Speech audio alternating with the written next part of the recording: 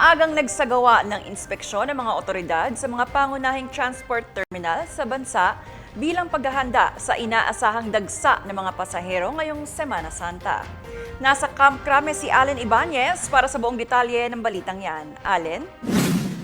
Unang binisita ni PNP Highway Patrol Group Director Brigadier General Romel Batangan ang transport terminal sa San Fernando, Pampanga kahapon kung saan nananatiling payapa ang bilang ng mga pasahero na babiyahe ngayong Holy Week.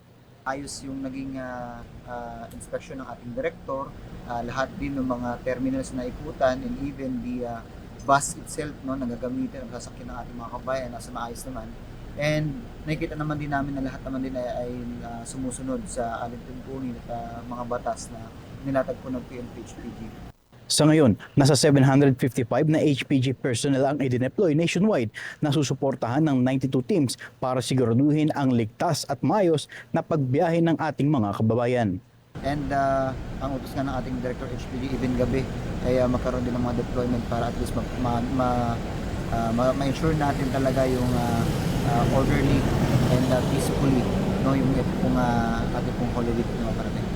Samantala, nagsagawa na rin ng inspeksyon ng Land Transportation Office sa mga terminal hubs, partikular na sa mga driver ng mga bus na masiguro na nasa kondisyon ang mga ito at hindi lulong sa mga ipinagbabawal na gamot. Unang-una kasi yung K9 namin capable din ng narcotics eh. Pag naamoy niya yung driver, siyempre kahit papaano may mga gamit ng ano yan, malalaman namin kung siya ay mag-positive sa drugs, tsaka namin siya ngayon ipapatest actual.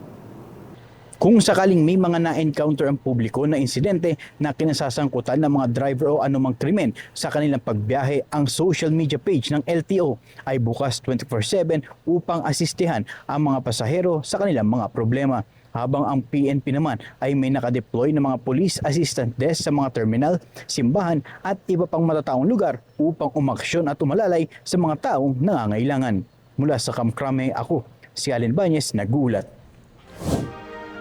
Maraming salamat sa iyo, Allen Ibanez.